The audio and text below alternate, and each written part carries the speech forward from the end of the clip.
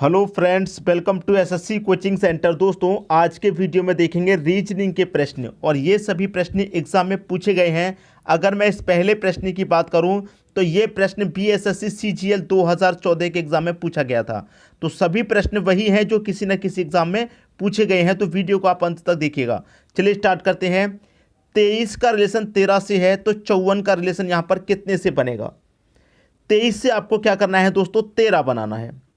तो यहाँ पर आप क्या कर सकते हैं, देखिए सबका अलग अलग तरीका होता है प्रश्न करने का। किसी ने कोई लॉजिक अपनाया, किसी ने कोई लॉजिक अपनाया, इस तरीके से होता है। देखिए यहाँ पर अगर मैं कहूँ कि देखिए पहली संख्या 2 है, 2 से पहली संख्या का रिलेशन मैं पहली से बनाऊँ, पहली संख्या का रिलेशन पहली से बनाऊँ तो 2 से 1 हुआ, क्या हुआ? -1।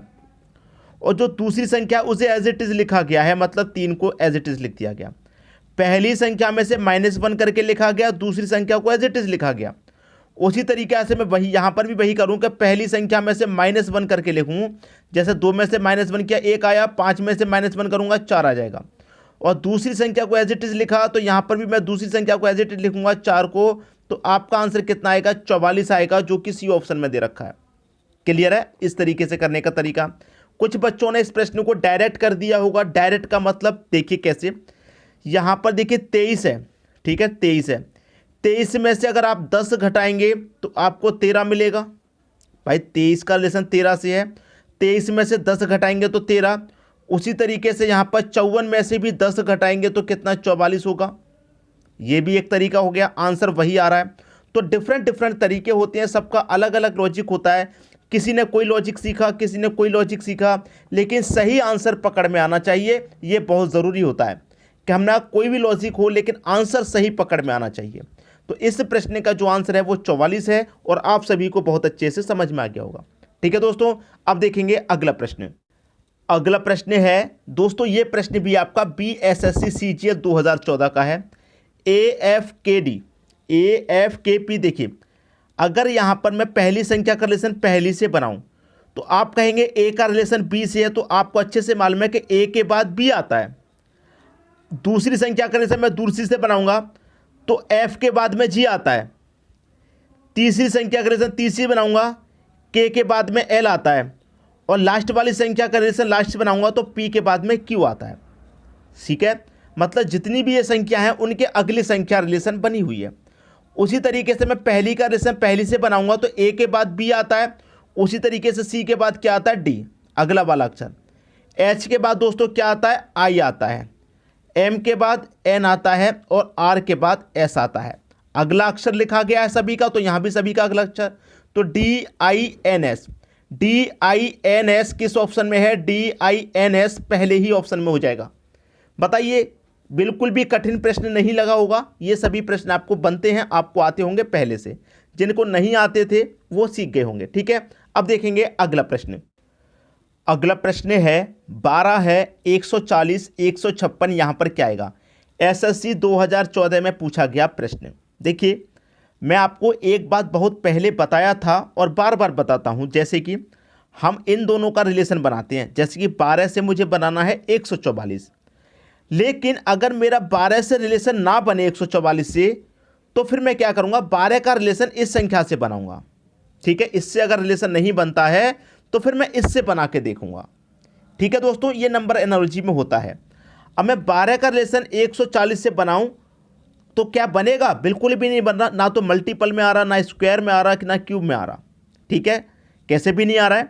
तो अगर ये संख्या नहीं आ रही है तो फिर मैं इसका रिलेशन इसके बना के देखूँ। स्क्वायर में, मल्टीप्लाई में, क्यूब में, किसी ना किसी में तो आ रहा होगा। अगर मैं 12 का मल्टीप्लाई कितने से करूँ? 13 से। तो 12 का मल्टीप्लाई अगर मैं 13 से करूंगा तो 156 होता है।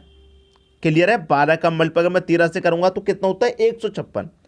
अब यहां पर भी मुझे मल्टीप्लाई कितने से करना होगा? देखिए, 12 का मल्टीप्लाई ने यहां 13 से किया तो 140 का मल्टीप्लाई भी यहां कितने से करूंगा? मैं 13 से कर दूंगा। कर दीजिए, आंसर आ जाएगा। सबसे पहले तो 13 का मल्टीप्लाई 0 में करेंगे तो 0 ही रहेगा। 13 चौके 52 का कितना आ जाएगा? 2, कैरी का 5 रहेगा। 13 एक कम 13 और कैरी का 5 कितना हो जाएगा? 18। तो कितना आएगा यहाँ पर? 1820 आ जाएगा। और 1820 मिलेगा आपको पहले ही ऑप्शन में। तो सभी को प्रश्न अच्छे से आ गया, किसी को भी प्रश्न में यहाँ कोई समस्या नहीं होगी। अब देखेंगे अगला प्रश्न। अगला प्रश्न है ए बी सी डी और ई 5 पुस्तक हैं। सी डी के ऊपर है, ई ए के नीचे है, डी ए के ऊपर है, बी ई के नीचे है। सबसे नीचे की पुस्तक कौन सी है? देखिए, इस तरीके के प्रश्न को करने के मैं आपको सबसे पहले तो जो बेसिक तरीका है उसे बता देता हूं, फिर आप जल्दी जल्दी कैसे करेंगे वो भी बताऊंगा। ठीक है, कह रहा है यहाँ पर जो सी है वो डी के ऊपर है, जो आपकी सी पुस्तक है वो डी के ऊपर है, तो डी के ऊपर हमने कर दी। फिर कह रहा है ई ए के नीचे है। दोस्तों, ई ए के नीचे है, तो अभी इसे साइड में लिख लेते हैं। ई ए के नीचे है, डी ए के ऊपर है, जो डी है वो ए के ऊपर है, तो हमने ए के ऊपर डी कर दिया। अब यहाँ पर कह रहा था कि जो ई है वो ए के नीचे है, तो ए के नीचे कौन है? ई है। ठीक है, अब कह रहा है कि बी ई के नीचे है, बी ई के नीचे है, तो बी आपका ई के नीचे हो जाएगा। ठीक है, अब कह रहा है कि सबसे नीचे की पुस्तक कौन सी है? भाई सबसे नीचे की पुस्तक कौन सी है? बी है। बी आपके प्रश्न का सही आंसर आ गया। 5 पुस्तक में सबसे नीचे बी है। ये हो गया सही तरीका करने का। अब इसे जल्दी कैसे कर सकते हैं आप? कभी भी कहे सबसे ऊपर या कभी पूछे सबसे नीचे, सबसे ऊपर या सबसे नीचे, तो सबसे नीचे की जो पुस्तक है वो कभी किसी के ऊपर हो ही नहीं सकती, वो तो सबसे नीचे होगी। अब यहाँ पर कह रहा था प्रश्न में कि सी डी के ऊपर है, जो सी है वो डी के ऊपर है, तो ऊपर है तो भैया सी तो आपका आंसर हो ही नहीं सकता, क्योंकि ऊपर है।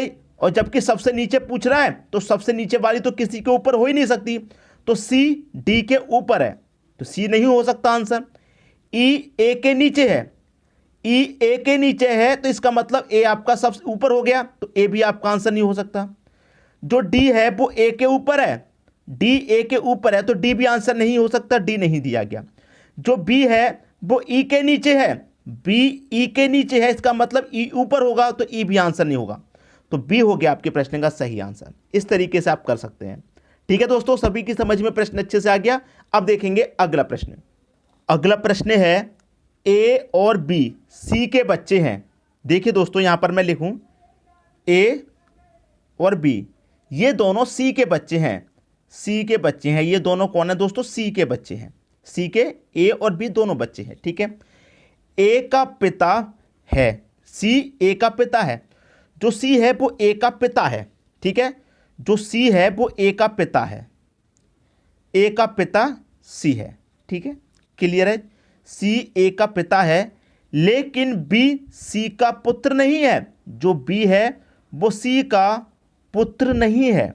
समझिएगा प्रश्न को, ये कंफ्यूजन करने के लिए शब्द दिए जाते हैं। जो बी है वो सी का पुत्र नहीं है। भाई सी के दोनों बच्चे हैं ये, लेकिन कह रहा है जो बी है वो सी का पुत्र नहीं है। भैया पुत्र नहीं है तो पुत्री हो सकती है, यही तो कह रहा है कि पुत्र नहीं है, पुत्र नहीं है तो पुत्री होगी। जब ये दोनों बच्चे हैं, जब ये पुत्र नहीं है तो पुत्री होगी। क्लियर है? तो कह रहा है कि बी और सी का क्या संबंध है, इस बी और सी का क्या संबंध है ये कह रहा है। अब समझा आपने प्रश्न में? जो सी है वो ए का पिता है, ये पिता है, मतलब ये कौन है? मेल है, मेल मतलब पिता हो गया। और ये इसकी पुत्री है, तो पिता पुत्री का रिलेशन होगा कि नहीं होगा? तो पुत्री एवं पिता का रिलेशन होगा। बी ऑप्शन सही हो जाएगा प्रश्न का सही आंसर। क्लियर हुई दोस्तों बात? सभी को प्रश्न यहां पर अच्छे से आ गया, किसी को कोई समस्या नहीं होगी। अब देखेंगे अगला प्रश्न। अगला प्रश्न है आपका 3x3 का सिमेट्री है, MPPSC 2016 में पूछा गया था। यहां पर बीच में दिया गया है मिसिंग नंबर, मतलब ये बीच वाली संख्या कैसे आई, ये बीच वाली संख्या कैसे आई, उसी तरीके से ये बीच वाली मिलेगी। तो ये बीच वाली संख्या आपको किन से मिलेगी? 19 से और 17 से। 19 और 17 का क्या करें जो कि आपको 9 मिल जाए। अगर आप 19 और 17 दोनों को जोड़ें, भाई 19 और 17 को दोनों को आप प्लस कर देंगे तो कितना हो जाएगा? 19 और 17 होता है दोस्तों जोड़ने पर 36, लेकिन आपको चाहिए 9, तो 9 कैसे मिल सकता है? अगर आप 36 में 4 से भाग दे दें तो 9 बार जाता है, इस तरीके से 9 मिलेगा। यहां पर दोनों को जोड़ के आपने 4 से डिवाइड किया, तो यहां भी दोनों को जोड़ के 4 से डिवाइड करेंगे, तो 23 और 25 कितना होता है? 48 होता है। यहां 4 से डिवाइड किया तो यहां भी 4 से करेंगे, 4 एकम 4, 4 दूने का 8, 12 बार ही जाएगा और आपको 12 मिल गया। जो यहां किया वही यहां पर कर दो।